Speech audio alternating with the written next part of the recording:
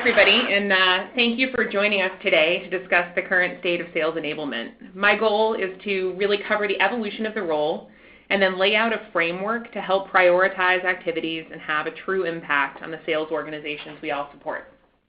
Before we dive in, I'm just going to take a second to introduce myself. I'm a data-driven sales leader. I focus on increasing sales team productivity, and currently I'm leading the go-to-market practice at OpenView. Basically, we have a team of recruiters, market strategists, and sales and marketing consultants who partner with our portfolio companies to drive growth. Core to our mission is really helping the marketing and sales leaders that we work with to acquire and retain the right talent. So prior to OpenView, I spent the last 8 years at NetSuite in various sales leadership roles across sales operations, account management, and then in the last 4 years started and grew the lead gen team up to a 170-person organization. It's a big pivot for me personally, and I'm really excited to be coming back to work with smaller, rapidly growing companies. And just to get to know me a little bit, but really because I believe that all presentations should have a puppy, I want to share with you my dog Brady, a 6-pound ball of Yorkie love that I rescued last year. Now we'll get to the core of the presentation here, so the good stuff. Over the last few years, I've seen this dramatic shift in focus with sales enablement. It's become a real buzzword where every company wants sales enablement. Every sales leader is talking about it. Yet no one seems to really know what it is. Haven't figured out what they need. And as I dove into the OpenView portfolio, I quickly figured out why. There are really just so many opportunities to accelerate the current sales infrastructure, and time and focus are just very hard to come by to figure out exactly where that time should be spent. So I decided to define this thing and put some parameters in place to help us guide the conversation. And I did 3 things to do that. So the first was watching some demos. I started with the technology that's out there. And that makes sense, right? We're a venture firm focused on investing in expansion stage software companies, and there's certainly no shortage of technology in the B2B SaaS and marketing sales space. But let's be honest, that tech stack has become overwhelming in the last few years. This is just a short list of technologies that I've encountered in the last few months at OpenView. I'm pivoting from a role where I worked on NetSuite CRM to a role where I'm fully integrated into the Salesforce ecosystem, and there is a lot out there. It's not an exhaustive list. It's in no particular order, but it covers CRM, SFA, content management, email tracking, screen sharing, power dialing, even company and contact research. It's a lot. So I guess where I landed on all this is every vendor is going to tell you that they're the magic bullet, right? The more demos I watched, the more sales teams I shadowed and saw how the products were really being used, the more sales leaders I met with, I realized that technology isn't the only answer to enablement. And don't get me wrong, I love technology. I love the results that we see from some of these tools, but technology is part of the problem. And if you don't have a solid process, technology can make things worse. So at some point, in the future, we are going to dive deeper into the tech stack here and think about how that tech stack evolves with the growth of a sales team and when each of these various pieces of technology become important. But for today, as we're focusing on sales enablement, I moved on to the next thing, and I started reading job postings. And I really just wanted to figure out how other people were thinking about this job and how they were defining the role for their organizations. I logged into LinkedIn, I went to some key company websites, and man, there was a ton of diversity out there. So in the first one I read, some of the key highlights were driving business performance, onboarding, and building out e-learning content and curriculum. And the next, the opening line was about global CRM curriculum, or then CRM administration and documentation. Right, so we're starting to play in that sales ops area, driving metrics, driving CRM adherence and adoption. I logged into one that showed me the opportunity to build, improve, and manage all internal and prospect-facing sales materials. So we're touching on some of the product marketing or even marketing activities. Closing more deals. Saw improved ramp time and increased productivity for the sales organization. Had one that even touched on more of like the solution consulting or sales engineering side of the house to guide the development of compelling demos. The last one I looked at They were asked to plan, conduct, coordinate, and implement extensive training while maintaining expertise in all product lines and doing one-on-one coaching with the entire sales organization. I mean, the list goes on here. If we find one person that can embody all these things, I think any of us would like to hire them. So my last step in all this is to figure out what the thought leaders in our space are saying, right? As we evolve this new discipline of sales enablement, how are our leaders thinking about it? The first place I checked was with Forrester. Their definition of sales enablement is a strategic, ongoing process that equips all client-facing employees with the ability to consistently and systematically have a valuable conversation with the right set of customer stakeholders at each stage of the customer's problem-solving lifecycle to optimize the return on investment of the selling system. It's a mouthful. There's a lot going on there, right? It encompasses a huge amount of work. Then I turn to Salesforce. Salesforce, sales enablement is a collection of tasks and tools that are intended to improve the execution of key sales activities. Activities like making sales calls, pursuing opportunities, managing major accounts, and targeting top prospects. Okay, so I think we're getting closer to what I think of as sales enablement here. Serious decisions, even simpler. Sales enablement's goal is to ensure that every seller has the required knowledge, skills, processes, and behaviors to optimize every interaction with buyers. And then there was one more that I turned to. The final one was demand metric. Demand metric defines sales enablement as a cross-functional discipline that links corporate business goals with tactical execution on the sales and marketing front. And Demand Metric actually put together a study. In 2015, they released their sales enablement benchmark. They went out and surveyed 143 companies and got responses that summarized the role of sales enablement. And basically, they just asked people to describe what part or which of these activities and functions was included in their role as sales enablement. And it's all across the map, right? We've got training and onboarding to systems and support and that sales ops side, to more of the marketing of creation of assets and materials, strategy, cross-sell ops. There's a huge mix here. So I think here's what it comes down to. When we say sales enablement is having an identity crisis, we're really seeing that we don't really know what we need. And every company is defining this thing a little bit differently. But I think we all agree on the goals. And if everybody on the phone right now can think about their job or the role of sales enablement in the company, I think we would agree there's two key primary goals we can boil it down to. And that's productivity and revenue. Every single CEO out there wants to accomplish more with the same investment of time, resources, people, and energy, or do the same with less. If we aren't accomplishing one of those two things, we're probably not doing our jobs well. Where this gets really tricky is in how you do it. Let's just restart here. If this is our definition of sales enablement, and these are the goals, everything else we do is tactics, a means to an end. Now about prioritizing all of these many competing things to determine which plays will have the most impact, how we can best serve the sales reps and managers and leaders and ultimately the company. We do have a lot of tools in the toolkit. When you look across all those various job descriptions and definitions of enablement and the technologies that we're leveraging, there's a lot of ways for us to impact that change, and we need to figure out how to apply them.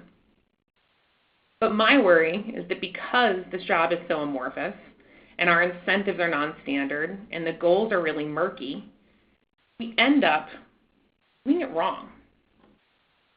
I think that we create this to-do list. We put all these items out there as something that should get accomplished and something that should be included in the sales enablement function. And every item ends up on this laundry list of things we should tackle with little mind paid to the ultimate goals and results that we need to focus on to get things done. I make the air quotes around things here because I don't think we know what they are. And the fact is simply that we're tackling this problem in the wrong way. And what I see happening is I hear a head of sales saying we need training on prospecting or we need to onboard our people faster. And not enough people are pushing back to figure out what that really means. My experience has been that we just jump in to accommodate that request and that our priorities are based on the most recent request we've received or just the loudest voice in the room. That squeaky wheel is getting too big of a say. And so the outcome that we're actually finding We check the box and we say, I delivered training on that. See, you wanted this prospecting training and I did it. Now it's done and we can take it off our list and we move on to the next thing. The issue here, we don't really know what the results are, right? So what? So you did deliver that training. Did the sales team learn it? Can you measure the impact you actually had on the organization? Will there be follow-up to that training in the next 30, 60, 90 days? Or what happens to the person who starts on the sales team next week? Are they actually going to hear what you taught there? Was it important enough to repeat? We need to find ways to define and measure that success and actually build enablement plans that service our entire organization in a meaningful way. My challenge for today is to stop checking the box and start to make that role of sales enablement as important and strategic of an item as we can within an organization, so it isn't just checking items off a to-do list. The way we're going to do that is by focusing on results. And I want to share a couple of stories that I've run into in the last couple of months as I dug into the OpenView team.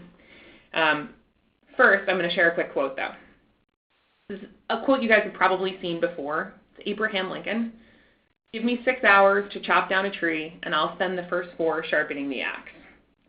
So I was recently working with a company, and I think this story just epitomizes the misalignment I see within an organization. They brought in a new demand gen marketer, and the first thing that person was told was, we need to run more campaigns and generate more leads. Like a classic sales ask, right? I want more leads. Sales leader was the loudest voice in the room, and so naturally that person went out and he started running campaigns. The results were terrible, and he's trying to figure out how to have a bigger impact. So he dug in and he found that there were some seriously fundamental issues here. In the database, they couldn't segment their customers from their prospects and their leads. There was poor deliverability on the emails that were actually getting sent. They had a high rate of duplicates that they couldn't control. And even when they did get a response to those, there wasn't a coordinated message between marketing and sales. So what happens after all this is the sales leader comes back and says, we need more leads. The marketer hit the pause button and said, okay, well, we need to take a break here. We need to fix these really fundamental problems in our organization so that we can actually start creating results for your sales team. They don't want leads. They want to see an output. They want to see pipeline and revenue, and I can't do that with what we have today. I thought that was a pretty brave decision to actually take the time to fix the initial problem, dig in and figure out what was wrong, rather than just trying to spur more activity when that wasn't really what that person needed. So with that process in mind, I want to lay out a framework for addressing the sales enablement issues that I've seen most recently. And I really boiled this down to 5 steps, and this is how I think about scoping out a new project that I'm going to take on internally. You'll notice that most of my focus is actually on the preparation, more so than the execution. And I truly believe that we know how to solve these problems, but what isn't happening is actually tackling the highest priority items or getting to the root of the issue. I think once we do that, we can get through the execution piece really well. So here's where I start. Get to the root of the problem, like to truly understand what you're solving for, and then use that to define measurable goals and outcomes. You know what you're trying to achieve, it becomes much easier for you to identify the actual behavioral changes that are needed and the knowledge, skills, and assets that you can provide somebody in order to accomplish it. And then I think the 4 and 5 here are really important. Making sure that there's alignment in your organization and that your leadership team is on board with any change is the only way to make that change stick. And then finally, ensuring that you're not really just done. Just because a project, again, off your list, you need to come back and analyze that work and refine it and try it again to make sure you get it right. So I'm going to break down each of these steps and provide a few examples that I've run into. So starting with number 1, it's really important to understand what the problem is that you're solving for. And this seems so simple and obvious to people, but I'd encourage you to ask more questions than you even think are possible, and to keep asking that why question to get to the root of it. Here are a few examples of ones that I've run into in the last just 2 months. Pipeline's inflated and we're not qualifying deals well enough. Or I have no idea which assets work. We don't have enough leads. Our sales reps don't understand the buyer. And these are all questions or concerns that are being pointed back at sales enablement with the idea of, you guys need to fix this. So one of the most common ones I hear is my sales team is making their own content. I hear this from marketing leaders, from sales leaders. It's really pervasive that the sales team is out there sharing content through Google Docs, through email. They're not using what's current, what's published, and they're making their own. So I think the natural reaction to that is, okay, the sales team is doing something wrong. We're going to come down hard on them, and we're going to make sure that they're using the content. But I think there's a lot of questions to be asked here and to understand the why that someone's doing that. So maybe the content that's public or posted is out of date. Or maybe it's really hard for them to find the right piece of content at some point in their buyer's life cycle. I don't know, maybe the sales team always had to make their own content and this is a new shift that someone's providing it for them. Maybe the right content doesn't exist at all. So I think there's a lot of reasons this problem could be happening. And it's really important to get to that root problem before you jump to a solution. So I can think of one example where a new CMO was brought into an organization and they heard the sales team was making their own content, and literally the first words out of their mouth were, "We need a content management tool and I used X at my last company." Get it, right? Like, it's easy to bring in the thing you know and to say this solved a problem in the past. But making sure you actually get to what the problem was the step that was missed here. You assigned that task to someone on his team. It was in a quarterly goal. Somebody's job was to get a content management system in place. So they went out, they evaluated some vendors, didn't get much feedback from sales. They wanted to roll this thing out on time. And, lo and behold, at the end of the quarter, we had a content management tool. We were able to check the box and say, okay, I hit the quarterly goal, content management system is in place. Fast forward a few months later, and the problem is still happening. You still have sales reps who are creating their own content. If we've taken the time to actually dig in and figure out why, the feedback you would have heard from the sales team was that the company's moving up market, and we're talking this great enterprise 3-year plan game where, yeah, that's the vision I want to be selling, but in the transactional business I'm selling today, that's not what my customer needs to hear. They need to know how we're going to work with them in the next 3 to 6 months, not what our company is going to be doing down the road for much bigger companies. So ultimately, it's about aligning those goals and making sure that you understand the problem you're trying to solve. I think another one I hear all the time is it takes too long to ramp a rep. I mean, that's a constant problem that we're going to run into, and everybody would like to accelerate that process. Making sure that you understand what the current status quo is, right? Talk to your leaders and to your reps and to your managers. Ask what their experience was like when they were onboarded at the company. What would they change? Or even what their expectations are, right? What would good look like if you could improve it by, 3 days or 20%? What are the real expectations of that problem? Okay, so if we use that example of onboarding, I want to take you to step 2 and think about how we actually establish the target. And that's really setting a series of goals. Do you know what you're actually trying to do? What are the end games or outcomes or results that will allow you to tackle that problem? The first step is to define the best indicators for your business. Think of it in three steps. First, pick what they are, and they're going to be different for every business. They're not one size fits all. So I listed a few here: the time to first demo, time to first opportunity or first deal, time to quota. But you could look at different things. You could look at quota attainment or the average discount level pushed on a deal, even ASP. Basically, you want to figure out what are the indicators of how your business is doing and ensure that you're aligning to those. And if you can get those in place, you need to make sure you can measure a baseline. And this is the step that I think is often missed, where you don't know what status quo is today, so you don't know if you've actually made an improvement. So if you're going to put KPIs out there and you're going to say that we're setting a goal to improve the onboarding time by, say, 20%, or decrease that time to first deal or first demo, and make sure you know what that time is today so you have something to compare it to. Then as I progress here and I think about what step 3 is and how to actually accomplish those goals, it's figuring out what levers to pull. And this can be really difficult. Onboarding a new rep can take up so many different activities, and trying to figure out where to even begin can be really difficult. You have knowledge you have to change, skills you have to teach them, assets to provide, and then behavioral shifts in your existing population of reps or behaviors you have to break from past jobs. So rather than taking that all on at once, I want to encourage you to think about a way of prioritizing the tasks based on the difficulty and impact. So here, if I pop this open, put together a graph, and on the x-axis, what you see is relative impact, and on the y, it's relative difficulty. And impact and difficulty can be defined in a number of different ways. So, for example, if we think about difficulty, it could be related to the time it takes to do an activity, or it could be related to the spend on new technology or the resources needed in a resource-constrained environment. Then if you look at impact, start to think about anything you could do related to those sales performance indicators you highlight in step 2. You want to make sure you're tying it back to productivity and revenue, if those are the 2 goals of your sales enablement org, though.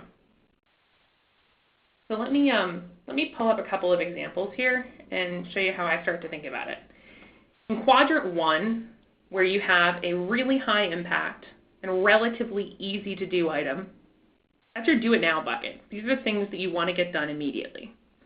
Then as I move up to quadrant 2, still high impact, really important for your sales team, but much harder. That's your prioritization list. So you're going to start a backlog and assign out those tasks over the course of the project. Then as I move to the left half of the slide, quadrant 3 and 4 are going to be much lower priority, right? They're lower impact, so they're not something you want to focus on. Still think of quadrant 3 as sort of the why not bucket. Maybe low impact, but also relatively easy to get done. So depending on the task and if someone will find it valuable, why not? Quadrant 4 is your area to stay away from. This is something that, it doesn't make sense for you to do today, and the items may shift over time, but the idea is that it's not going to drive the outcomes you need at the moment, so it's not your area of focus. Here's an example as I start to plug in some things. I'm working on a project right now where we're spending time on onboarding a new team. And as I think about the relative impact and difficulty of a couple of items, I know that one-on-one coaching and mentoring is extremely effective, but it's also extremely time-intensive. Something we should be doing for impact, but probably not the #1 priority because of the difficulty level. But at the totally opposite end of the spectrum, we've got creating a library of recordings. So it's really easy for me to go out to all my best reps and say, let's see what good looks like, right? Help me record a library of elevator pitches or customer stories, or show me what your best demo looks like so I can give that to a new hire and help them get up to speed faster. If I move over to quadrants 3 and 4, scripts is something that everybody asks me for, right? Like there's a magic bullet to onboarding a new rep, and why don't I give them a script and just let them go off to the races? The problem I see with that is it may work in like a one-close environment, but most of the companies I'm working with, when I think about more strategic sales enablement, they get thrown out the door immediately. By day like 3, a sales rep is already customizing it, they're already making their own language, and they're going to deviate really fast. So for the relative difficulty, it's very low impact for the business.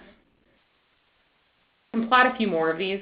These are just examples, but the way I would think about this is as you set up your next project, get your team together and start to brainstorm the various approaches you could take. Throw this on a whiteboard, grab a bunch of Post-it notes, and start writing down every tactic or every asset or every behavioral change that's needed, and plot them into these 4 quadrants. And I think you'll spark some healthy debate and really quickly find ways to prioritize on what's meaningful. And as I progress to the last 2 steps here, 4th step is really all about alignment.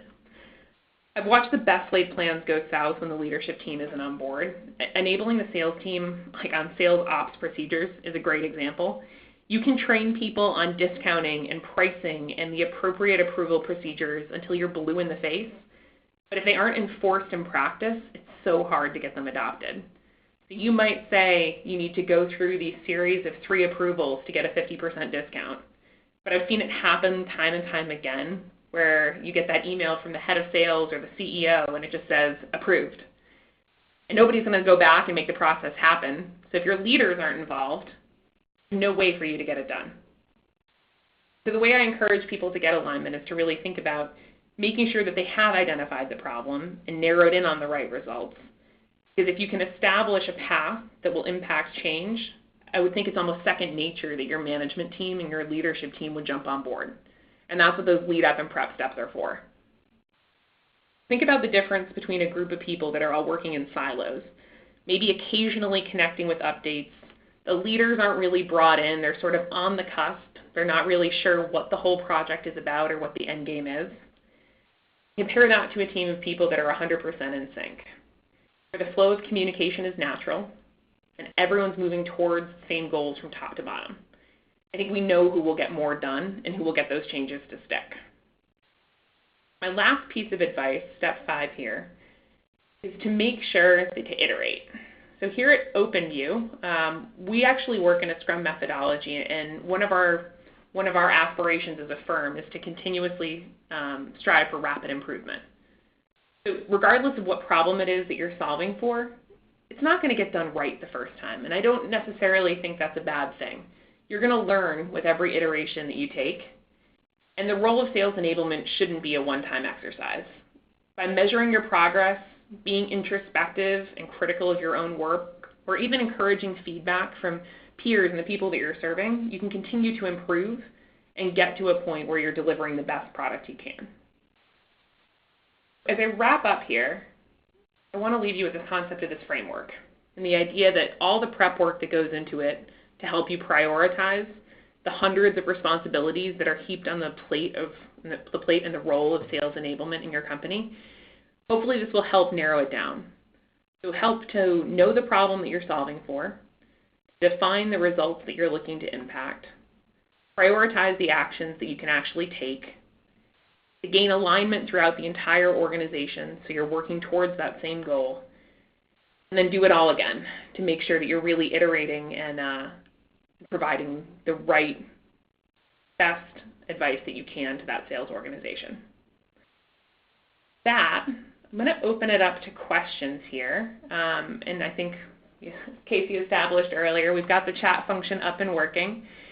So as I moved into the questions here, I'll take a few from the audience, and if there's anything that I can share, whether it's the experiences of OpenView or thoughts on sales enablement, open it up.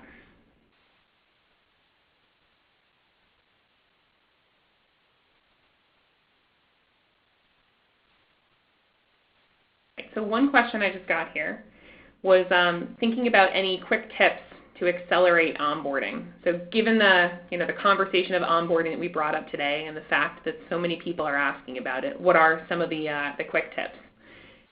I guess I can think of a few right off the top of my head. One that I'm trying to instill in a lot of our companies is the concept of certification, and the idea that if you are going to provide training or you're going to invest in training any of your sales reps on something, making sure that you actually understand what was retained and whether or not they actually learned that item. So I think that can span any level within an organization and really a number of different topics. So some quick ones to put in place would be certifying people on your corporate pitch or having people pass a demo checkpoint if they're actually responsible for demoing the product. And then with that, the recordings we talked about, making sure that they have that library so they know what good looks like. Really high impact, but low difficulty to do. Get a bunch of your top reps to get out there and actually create those examples. Super simple, right? You take a voice memo on your phone, email it over, and you guys can start to quickly build that library.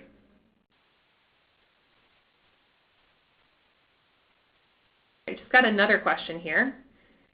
We are a startup, and our product is accounting software, which has longer sales cycles. Can you provide any experience in such areas?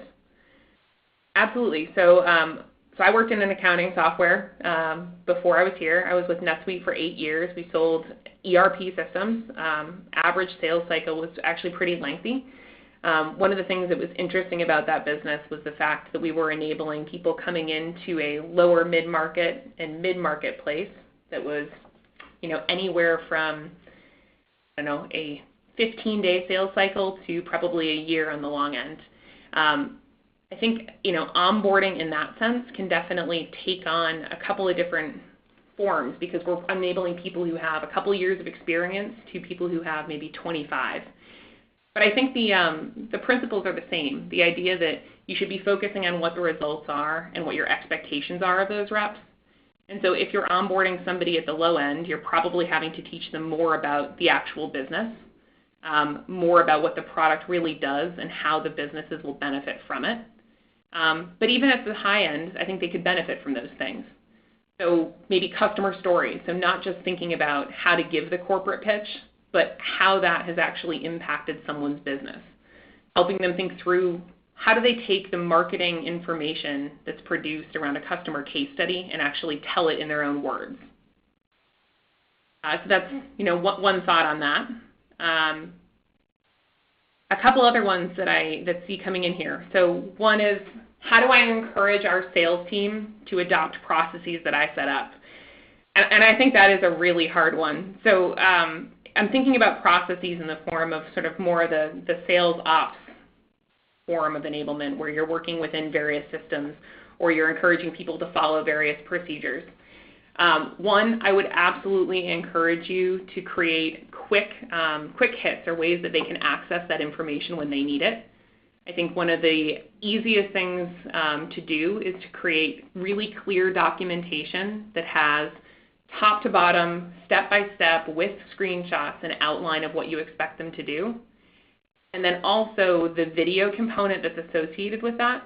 So if I want to, let's say, make a quote for the first time and I'm 90 days into my role, I probably got taught that on day 4. There's no way I remember how to do it.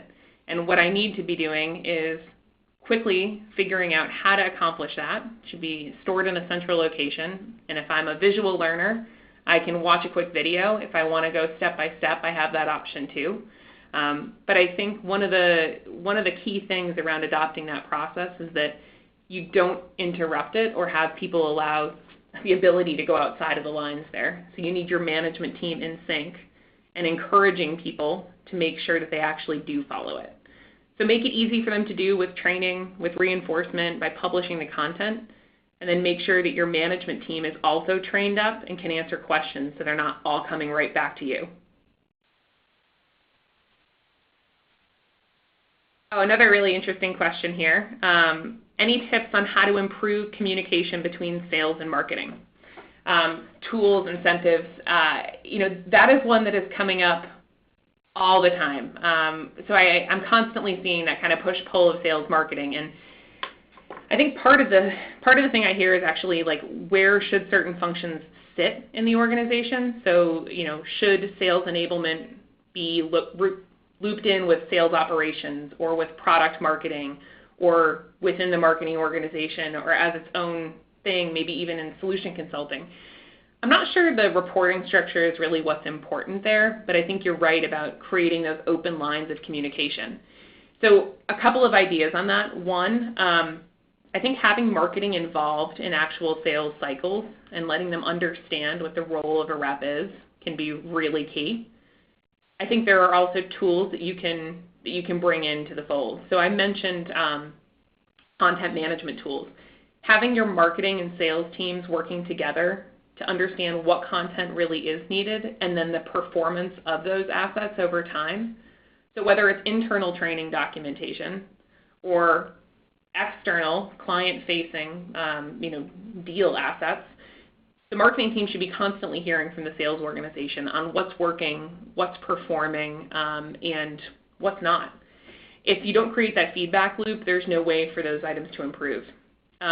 Similarly, I would expect the marketing team to be offering feedback to sales as well. So if the marketing team is creating great leads and they're not converting, let's start talking about what the talk track should be or how we're going to advance those through the top of the funnel to the middle of the funnel to close. And what was marketing's vision in creating those leads? We have time for one more question here. Let's see. Can a sales rep's knowledge of the product be too deep, leading to poorer close rates? I think that's a great question. It's something that we actually ran into at NetSuite, where we were trying to kind of play the line between how much of the product should someone know, and for our most successful reps, product heavy, or were they more on the kind of true sales experience side? One of the things we found was that having a really good knowledge of how customers used the system and what impact and value they got from it and how it impacted their business process was super important. But the details of a system actually became a detriment to some reps. People who had been a solution consultant or had that more technical background often wanted to step further into the product, and they would almost use it as a crutch. So rather than thinking about the value that they could sell or the impact they could have on a business, they were leaning back on that sort of feature-heavy functionality, almost touring and pointing items out. So I do think there's a fine balance there, and making sure that people are focused on the difference between those things and are aware of the fact that knowing the product is great, but to a point, and being able to position and sell it is a completely different skill set. With that, I'm going to turn it back over to Casey. There are a couple more questions here. I'm happy to follow up with individuals offline, but thank you all for having me today. Bye.